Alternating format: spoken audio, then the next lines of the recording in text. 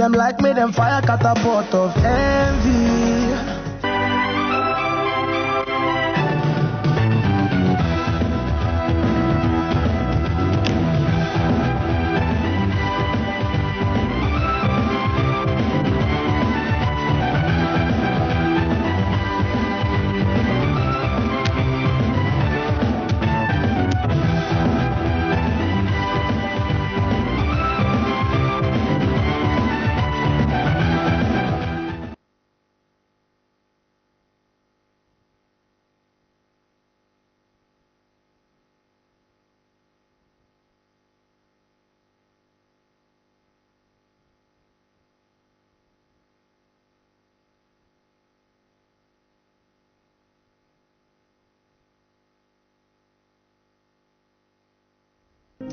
Yeah, that was Tenny in Hustle. We continue to pray that God will continue to bless our hustle, so to say. Yes, I have a guest in the house, one of the two that we'll be having on the program. He just came back from Malaysia. He's of the University of Malaysia, and of course, we're going to focus on growing the economy in a pandemic era. And of course, especially focusing on skill-based education to increase the employability of the youth, so to say. So let me welcome Dr. Matemilola Bolaji Tunde. Good morning. Good morning, sir. How are you? Fine. So how is Malaysia? Well, Malaysia is an interesting country. It's a country that gives opportunity to deserving students, especially students that excel and prove themselves. What do you do actually in Malaysia? Oh, I'm a lecturer in Malaysia. Which university? University Putra, Malaysia specifically. University Putra, Malaysia. So you lecture? Yeah, I lecture corporate finance and economic courses. In Malaysia, the language in the university, English? Yeah, the language is a mixture of English and the Bahasa Melayu. Bahasa? Bahasa Melayu, that's the local language. So the local language, Bahasa Melayu, is developed to the extent that it can be used in schools. Exactly. So lecture. Textbooks are written in Bahasa Melayu. As well as in English. But emphasis is given to the Bahasa Melayu. Wow. Okay, so why is how will you describe the country? Okay, Malaysia is a developing country, but a developing country that have a strategic plan in the short term, medium term, and long term. And irrespective of the political party in government, they follow the blueprint consistently. It's like a Bible. Yeah, and this enables them to accommodate differences among the political parties. It's normal. That is the beauty of having different political parties in a democratic era. However, they do not allow that to deter growing the economy. So, you were there during, the outburst of the pandemic. What did they do right to actually take care of their people? Talking about palliative, etc., that many countries embarked upon. What was it like in Malaysia?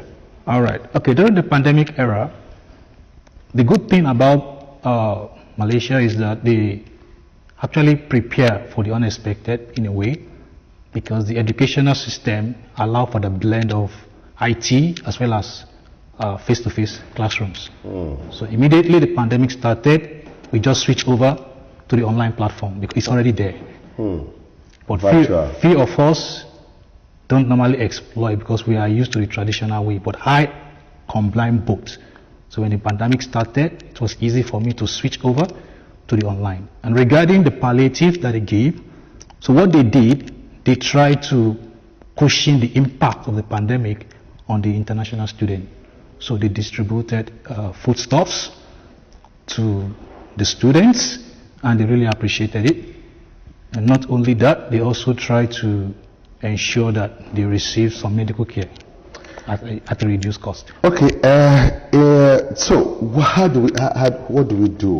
What do you think in a growing economy, when focusing on a growing, like Nigeria is a growing economy? Correct, exactly. In a pandemic year, in a pandemic era like this, how safe are the youth? What can they do to survive? What should be the focus? How do we achieve it? All right, first and foremost, I'll start from general to specific. In normal economy, grows in 3 phases. The first phase is the agricultural phase. The second phase is the industrialization phase. And the third phase is the services phase. These 3 phases combined together is what grows the economy. The combined output from the agricultural sector, the industrialization sector, as well as the services sector, combined together grows the economy. Unfortunately, most African countries, including Nigeria, we focus on one phase. As soon as we move to the second phase, we abandon the first phase. I'll give an example of some countries in Asia, Malaysia and China. They spend considerable amounts of time in the agricultural phase. They ensure food security first, because once you eat well, you will have the energy to produce productivity and also increase the output for the country. So as soon as they achieve food sufficiency, they move to the second phase, the industrialization phase. So this industrialization phase is the phase that they look inward, they saw their potentials, they have population. They are the largest population in the world, and they have high skilled labor. So they took advantage of this advantage to stay longer in the industrialization phase. And that was what enabled them to grow the economy, because they prepared themselves for exportation of not only agricultural products, but also industrial products and electrical appliances. So as soon as they moved away from the industrialization phase, they moved into the services phase. And this services phase requires high skilled. It requires professionals. So they don't have much comparative advantage in this phase. But the unique thing is that they maintain the 3 phases simultaneously. And this is exactly what African countries, including Nigeria, should do. So for a country like Nigeria, we should focus on skill-based education. What do we mean by this? Now, skill-based education is the education that gives the student the relevant skills that are useful in the industry. I'll cite an example. And it involves reviewing the curriculum. It also involves updating the curriculum.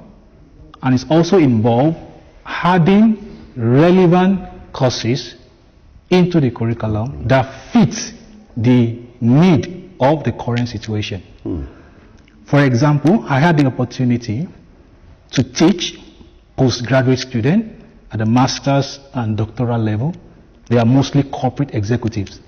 And the first day in class, they told me, "Professor, we don't want theory. We want you to blend theory with practice." And it was a challenge because the curriculum given to me by the university has a blend of 60% theory, 40% practical via case studies. But we have to adjust the curriculum. Personally, I did that. I seek permission of the universities, and we did that. And I was able to adjust the curriculum to 60% practice, more practical related, and 40% theory. And at the end of the day, they appreciated it. They learned a lot. And I also asked them, which industry do you belong? So I gave them assignment, case studies that fit into each of their industry. So the assignment they did, they were actually solving problems in their own organization.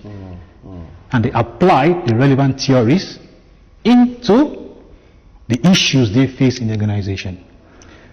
Secondly, regarding adding new courses to the curriculum, there is a concept of entrepreneurship, which many countries have adopted, including Nigeria to some extent.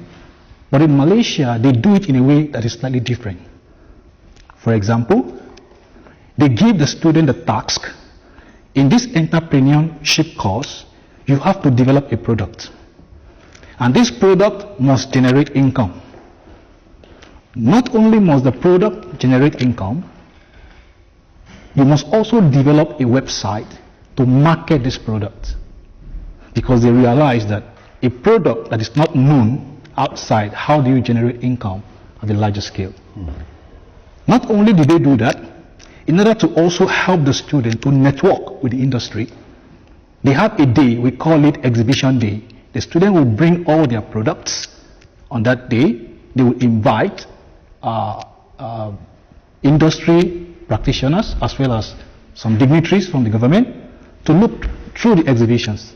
And interestingly, there are some students that the practitioners like their product, and from there they became CEO. Beside that, the students are also expected to register a company. It was newly added to it. And we have seen young fresh graduates becoming CEOs, getting financial support from the industry as well as from the government. So, if you now look at Nigeria, you think definitely we should rejiggle the curriculum from the secondary school so that potentials could be discovered from the grassroots, from the secondary school. And so I don't think we don't have talented students. I don't know whether you remember the time there was this jet science and jet team. Exactly. You see the creativity of the students at the secondary school level, you see the innovation, but suddenly we're not seeing it again. Jet Club, all those things that encouraged a whole lot of inventions, science-oriented inventions here and there. And so, if we don't go back to this, we're not likely to catch up. That's what you're saying. Exactly. Exactly. What should be the focus now? Right.